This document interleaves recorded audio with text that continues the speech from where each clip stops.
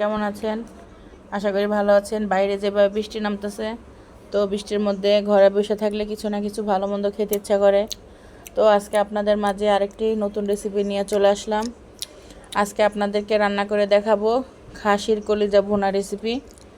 তো এখানে একটি খাসির কলিজা নিয়েছিলাম, সেটাকে ভালো করে ছোট ছোট কেটে গরম পানি করে ধুয়ে নিয়েছি।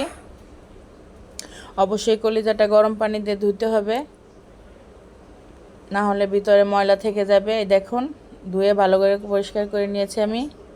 এখন দেখুন, আর আগে কেমন ছিল এখন দেখুন। এটা এখন আমি সুন্দর করে আলু দিয়ে ভুনা করব।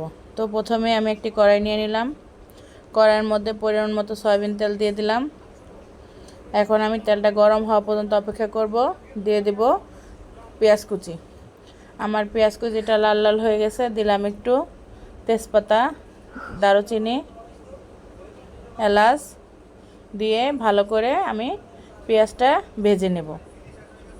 এখন আমি দিয়ে দিব রসুন বাটা, দিয়ে দিব আদা বাটা, পরিমাণ মতো জিরা বাটা।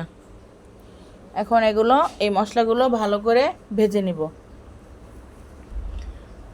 তো ভিউয়ার্স, আমার ভিডিওগুলো যদি আপনাদের ভালো লাগে অবশ্যই লাইক কমেন্ট শেয়ার করবেন এবং আমার পেজটি ফলো দিয়ে দিবেন আর আমার ইউটিউব চ্যানেলটা সাবস্ক্রাইব করে দিবেন। এখন হলুদের গুঁড়া দিয়ে দিলাম শুকনো মরিচের গুঁড়া। এবার একটু পরিমাণ মতো পানি দিয়ে দিব যাতে মশলাটা পুড়ে না যায়। এখন ভালো করে মশলাটা আমি ভেজে নেব। ভিউয়ার্স, আমার আরেকটি চ্যানেল আছে, আসিয়া অ্যান্ড আফিয়া। আপনাদের যদি ভালো লাগে চ্যানেলটি ঘুরে আসতে পারেন এবং ভিডিওগুলো যদি ভালো লাগে তো লাইক কমেন্ট শেয়ার করতে পারেন। তো এই পর্যায়ে আমি কলিজাগুলো ঢেলে দিয়েছি।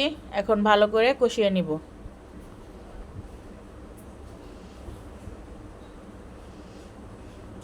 আমার কলিজাটা ভালো করে কষানো হয়ে গেছে।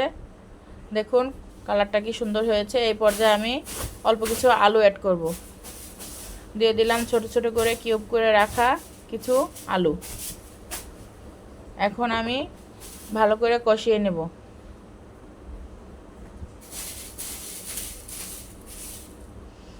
ভালো করে ঢেকে দেব।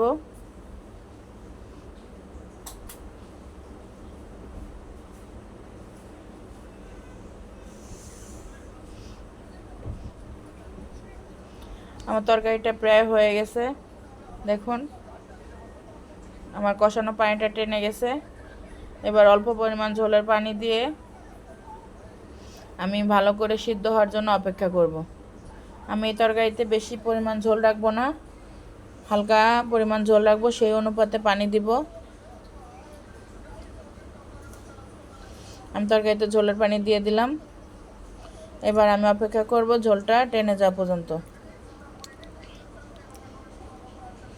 আমার তরকারিটা রেডি হয়ে গেছে গাইস, দেখুন মাশাআল্লাহ তরকারির কালারটা সেই সুন্দর হয়েছে। এখন আপনাদেরকে আমি পরিবেশন করে দেখাচ্ছি। দেখুন আমার কিন্তু তরকারিতে কোনো ঝোল নেই, জাস্ট মাখা মাখা হয়েছে, খুব জুসি।